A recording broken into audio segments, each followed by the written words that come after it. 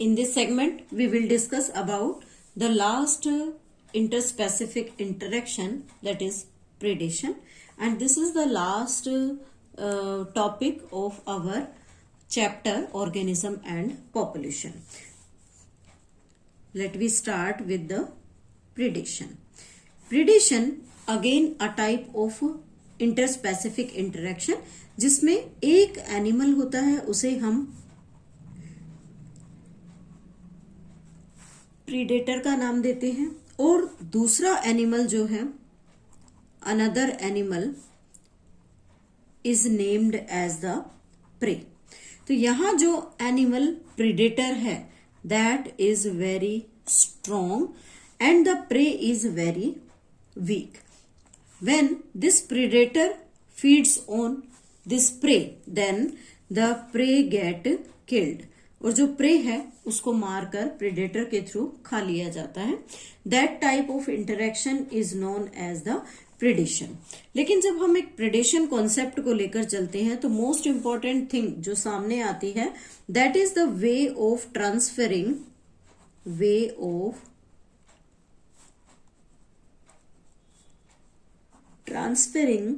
Energy to higher traffic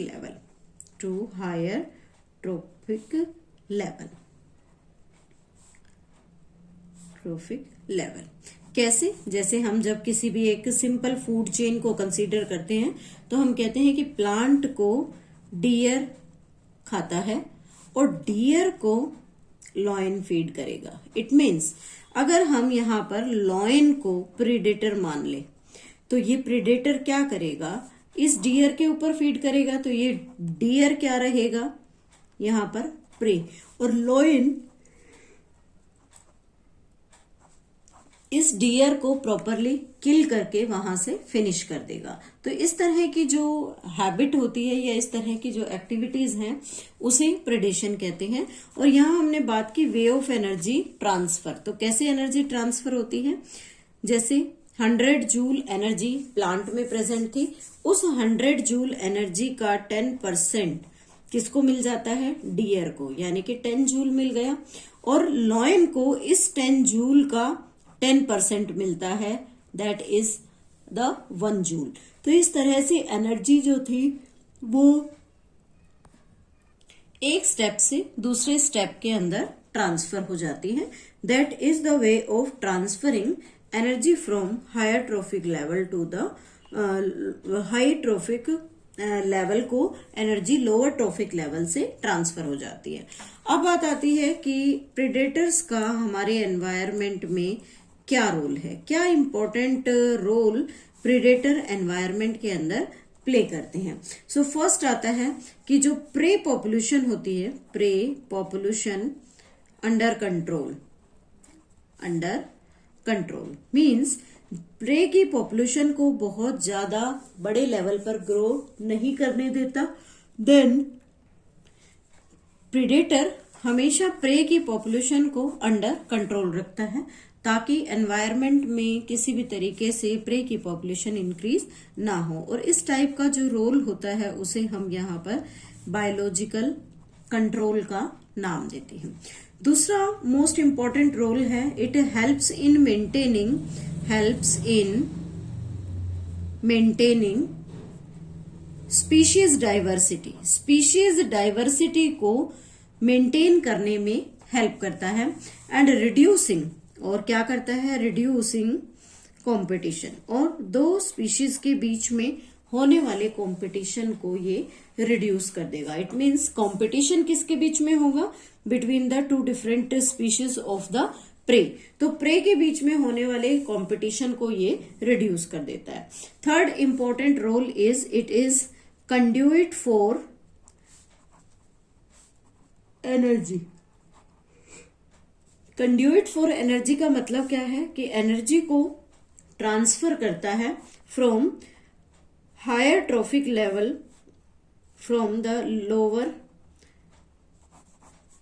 group to the higher group of organism, और higher group यानी कि higher level of organisms को energy transfer करेगा।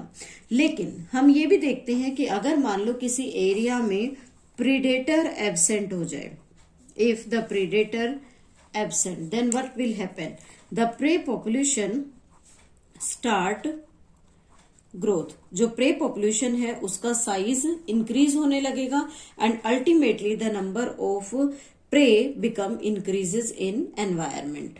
Next आता है कि अगर प्रे पॉपुलेशन इंक्रीज हो जाती है तो क्या होगा, इकोसिस्टम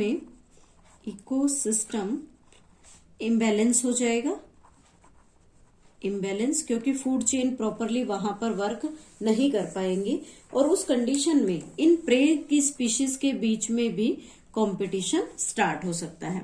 नेक्स्ट फीचर की हम या नेक्स्ट कैरेक्टर की बात करते हैं कि जैसे एक एग्जांपल लिया है यहाँ पर कि सपोज दैट कोई स्पेसिफिक ज्योग्राफिकल एरिया है, ज्योग्राफिकल एरिया, उस ज्योग्राफिकल एरिया के अंदर अगर हम किसी प्रे को या ये कहें कि किसी प्लांट को हमने यहाँ पर इंट्रोड्यूस कर दिया, तो ये जो प्रे है, ये प्रे क्या है, कोई भी स्पेसिफिक ऑर्गेनिज्म हो सकता है और जो ऑर्गेनिज्म है वो हमेशा एक्सोटिक स्पीशीज का मेंबर होगा, यानी कि विदेशी स्पीशीज का मेंबर है। देन आगे क्या होगा, इसकी जो ग्रोथ है वो एक्सेसिव रेट पर स्टार्ट हो जाती है, एक्सेसिव ग्रोथ यहां पर स्टार्ट हो गई। लेकिन अगर इस ग्रोथ को यहां से खत्म करना है, हम चाहते हैं कि ये एक्सोटिक स्पीशीज बहुत हाई लेवल पर ग्रो ना करे, तो हमें क्या चाहिए, एक प्रीडेटर की जरूरत है।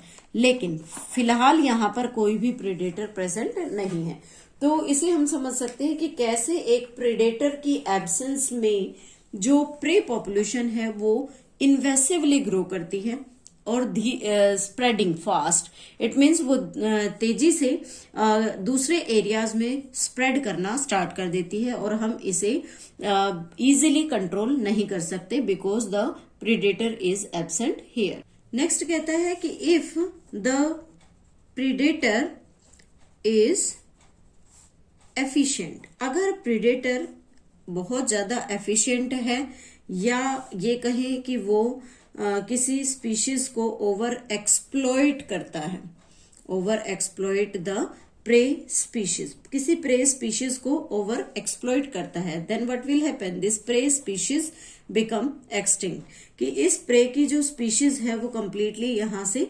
एक्सटिंक्ट हो जाएगी and in that result this predator also get extinct, ये प्रेडेटर भी एक्सटिंक्ट होगा because of the lack of food. क्यों, क्योंकि जो प्रेडेटर है वो बेसिकली प्रे की स्पीशीज पर डिपेंड कर रहा था फूड के लिए। अब जो प्रे स्पीशीज थी उसको प्रेडेटर ने ज्यादा एक्सप्लॉइट कर लिया, देन इट गेट एक्सटिंक्ट, उसका एक्सटिंक्शन हो गया। और अगर ये प्रे स्पीशीज ही प्रेजेंट नहीं होगी तो प्रेडेटर भी फूड की कमी की वजह से सरवाइव नहीं कर पाएगा, अल्टीमेटली प्रेडेटर भी वहां से डाई हो जाता है। नेक्स्ट इसमें अलग से एग्जांपल्स की बात करेंगे, प्रे डिफेंस मैकेनिज्म, कि डिफरेंट टाइप के जो प्रेज हैं वो कैसे अपनी बॉडी को या अपने आप को, सेल्फ को प्रीडेटर से डिफेंड कर सकते हैं। तो उसमें जैसे फर्स्ट आता है that is to avoid being undetected by the predator, this is named as the camouflaged condition. Camouflaged means जैसे रंग बदलने का प्रोसेस, तो उसमें क्या होता है कि कुछ species of insects, some species है, not all insects and frogs, इनके पास एक स्पेशल कलर्ड बॉडी बनाने की कैपेसिटी होती है। तो ये जो कलर्ड बॉडी ये बनाते हैं ये हमेशा सराउंडिंग के रिस्पेक्ट में बनाएंगे, तो जैसा सराउंडिंग होगा वैसा इनकी बॉडी स्ट्रक्चर में और शेप में, बॉडी के कलर में चेंज हो जाएगा, जिससे क्या होता है कि जो प्रे है उसको कोई भी प्रेडेटर फाइंड आउट नहीं कर सकता। अगर प्रेडेटर इसे फाइंड आउट नहीं करेगा तो इन जो इंसेक्ट्स हैं या जो फ्रॉग हैं वो हमेशा डिफेंस मैकेनिज्म में रहेंगे। सेकंड एग्जांपल आता है मोनार्क बटरफ्लाई का। मोनार्क बटरफ्लाई, मोनार्क बटरफ्लाई का टेस्ट अच्छा नहीं है, इट इज डिस्टेस्टफुल। डिस्टेस्टफुल, और डिस्टेस्टफुल क्यों है, किसके लिए डिस्टेस्टफुल है? For its predator. बिकॉज अब ऐसा डिस्टेस्टफुल जो पार्ट है वो इसकी बॉडी के अंदर कैसे आया? उसके लिए रीजन क्या है कि जो डिस्टेस्टफुल नेचर है किसी भी मोनार्क बटरफ्लाई का, वो क्या करता है इसे कि इसके अंदर एक स्पेशल केमिकल प्रेजेंट होता है, and that chemical is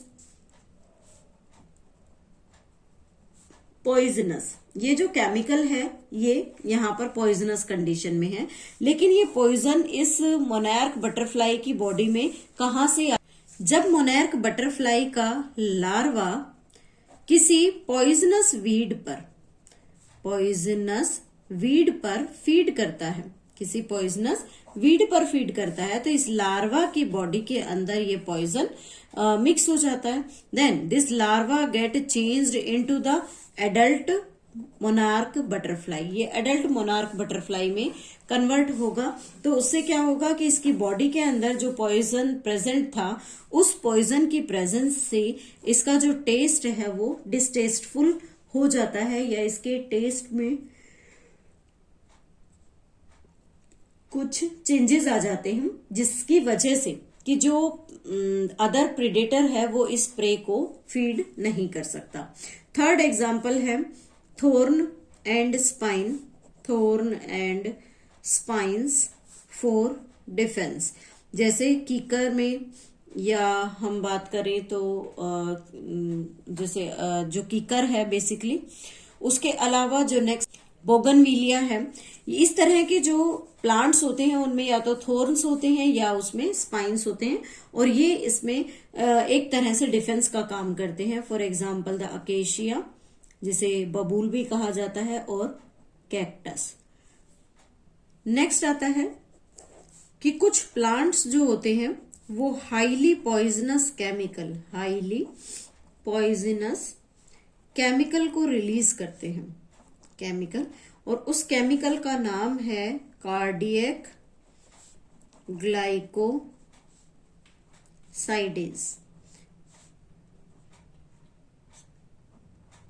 glycoside. जो कार्डियक ग्लाइकोसाइड है वो प्लांट में एक पॉइजन की तरह रिलीज होता है, and it is generally released in अक प्लांट। अक जिसे आप आंकड़ा कहते हैं, अक प्लांट के अंदर कैलाट्रोपिस प्रोसीरा, उसमें कार्डियक ग्लाइकोसाइड रिलीज होता है, and that due to the presence of that cardiac glycoside browsing will stop. जो ब्राउजिंग होती है कैटल्स की हेल्प से वो स्टॉप हो जाती है। इट मीन्स कोई भी कैटल इस टाइप के केमिकल वाले प्लांट को फीड नहीं करता। नेक्स्ट एग्जांपल्स में अगर हम बात करते हैं निकोटिन की, निकोटिन जैसे कि आपने सुना होगा टोबैको के अंदर प्रेजेंट होता है, कैफीन कॉफी में प्रेजेंट होता है।